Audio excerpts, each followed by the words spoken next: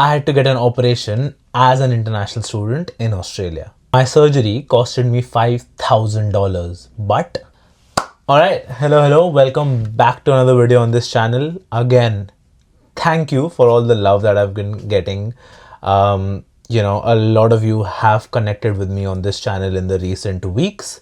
So I'm just going to give you a quick introduction about myself. My name is Anshul. I've been in Australia for just over 3 years now. Did my bachelor's in marketing in Adelaide, and I'm now working full-time in marketing. I've created this community, with me as a bucket list and also to help others as well from my experiences. Initially didn't post really frequently because I was more so doing it for my portfolio and also to share my experience and add value, as I said. But in the recent past, I've been posting consistently. I've been getting a lot of love from you all, a lot of recommendations, a lot of questions, where a lot of people are reaching out to me both on Instagram and LinkedIn.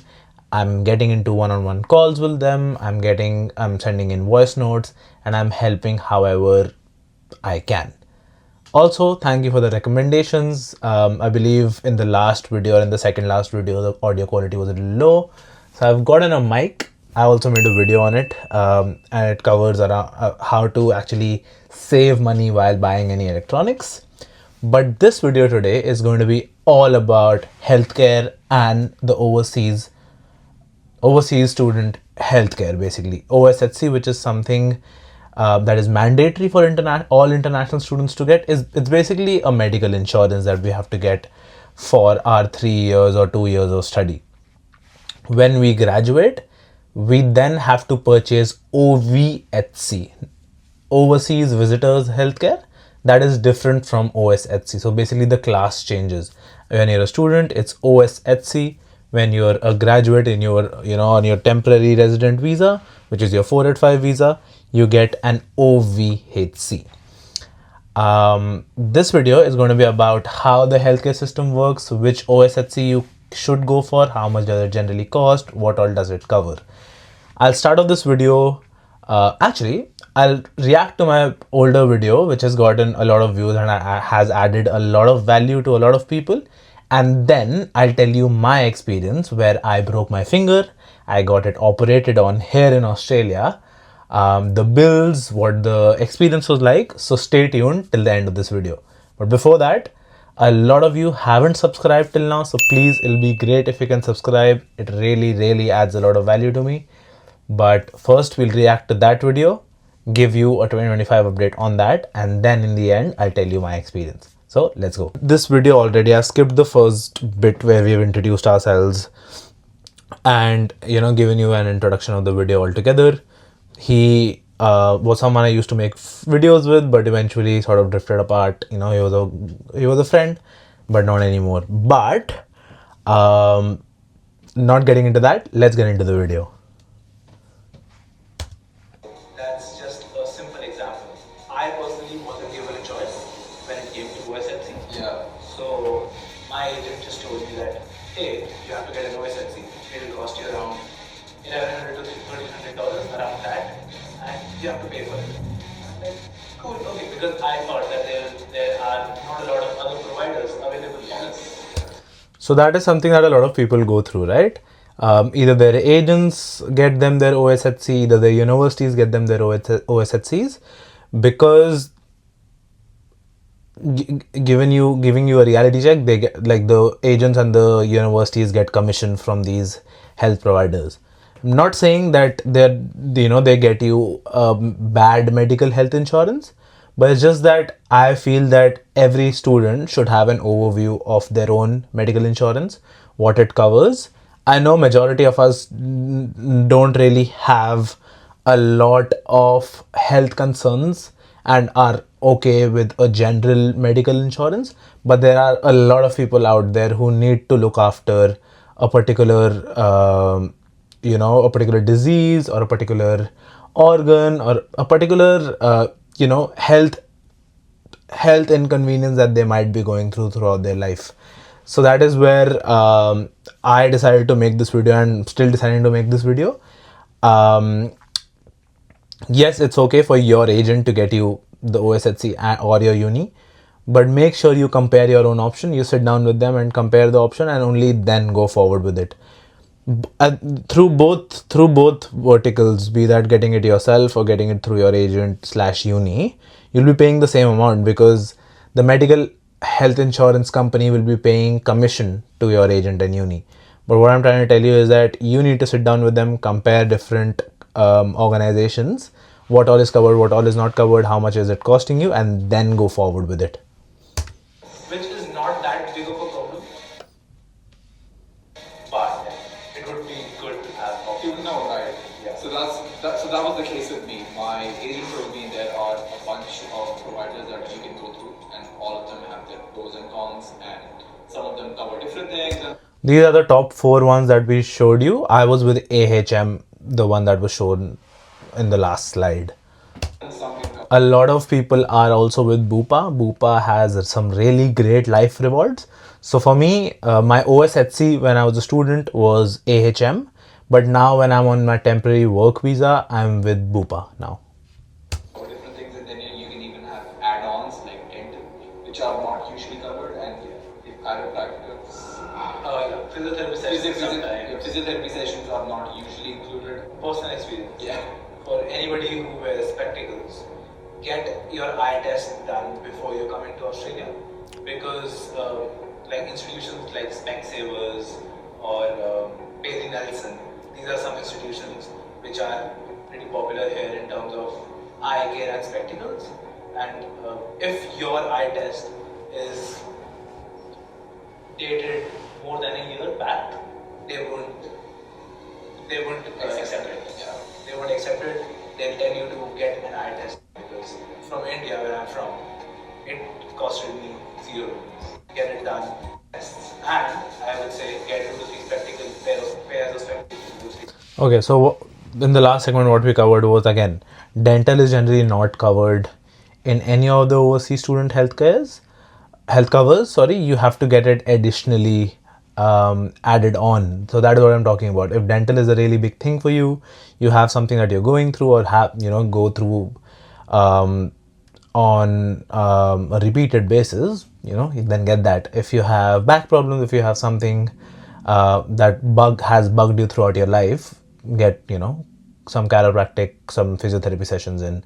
Again, spectacles, same thing. Get your test done as late as possible before you're flying, so that companies here can deem that valid.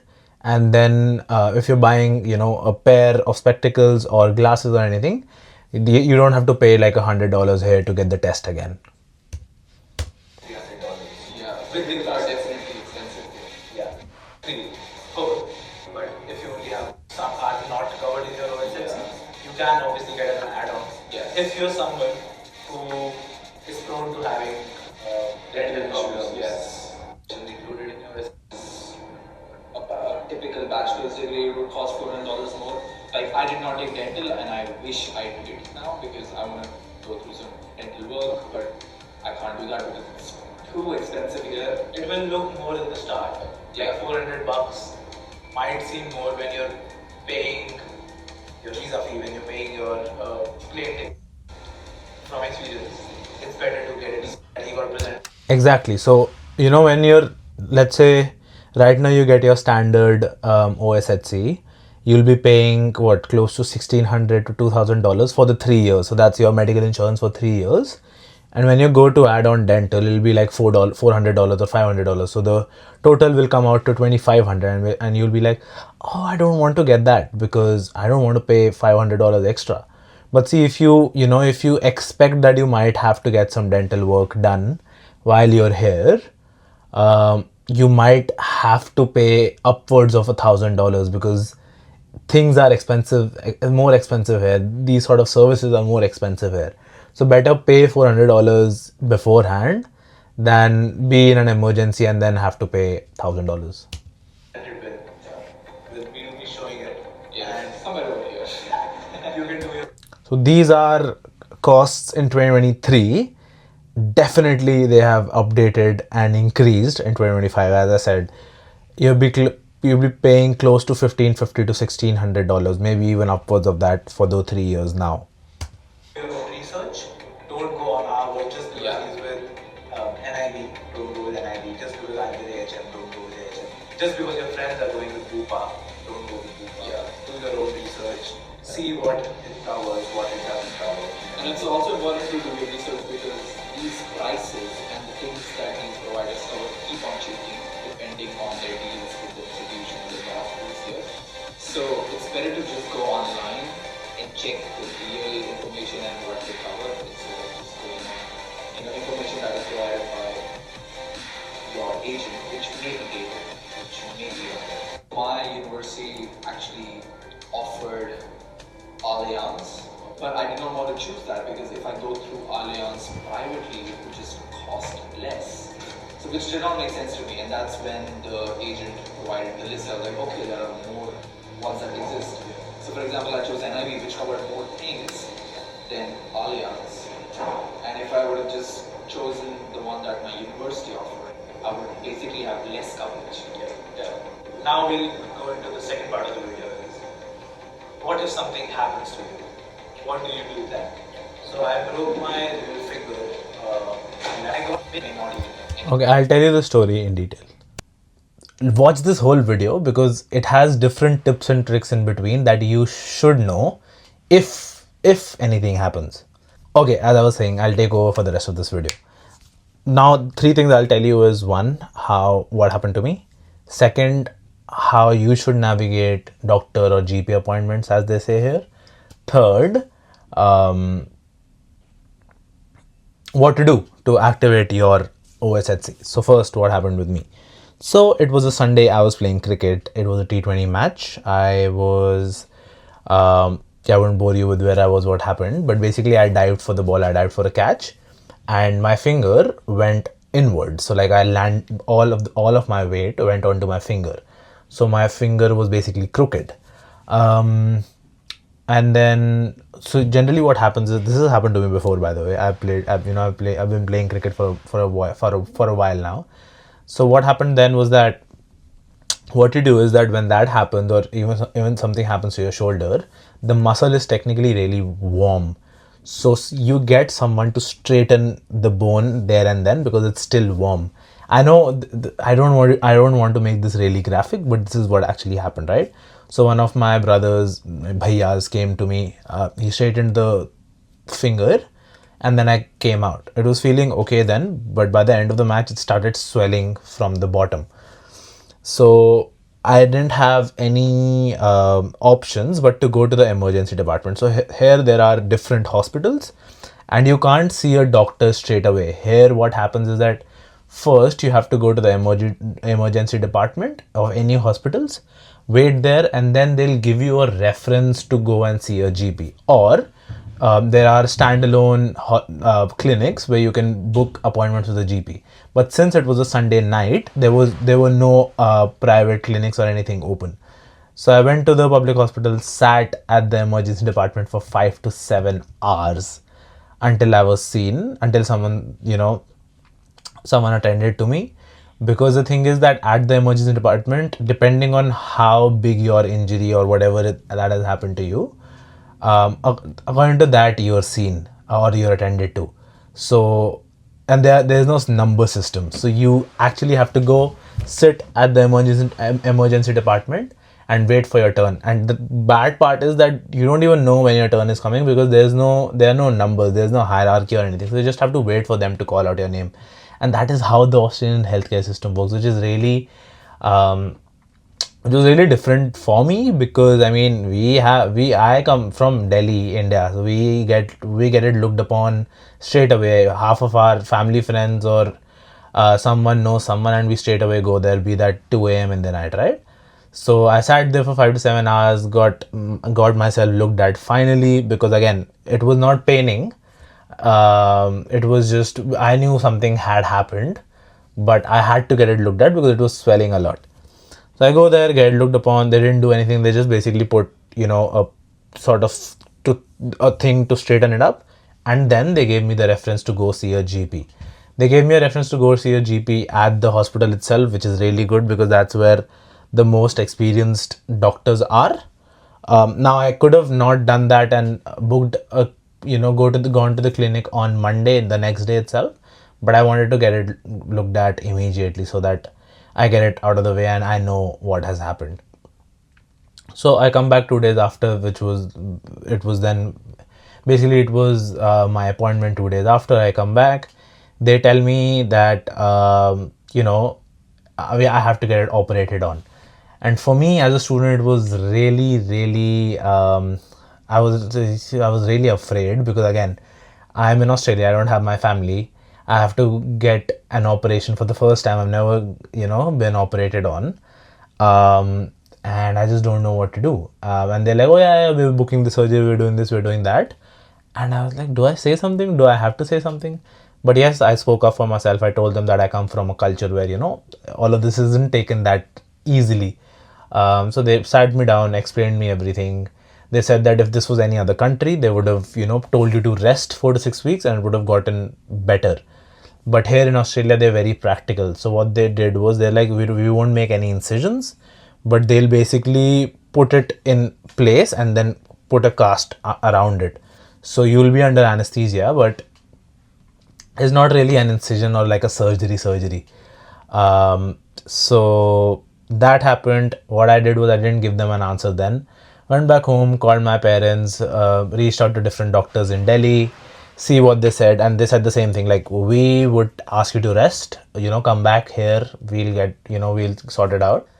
So I was talking to them, and they said that, you have to make the decision.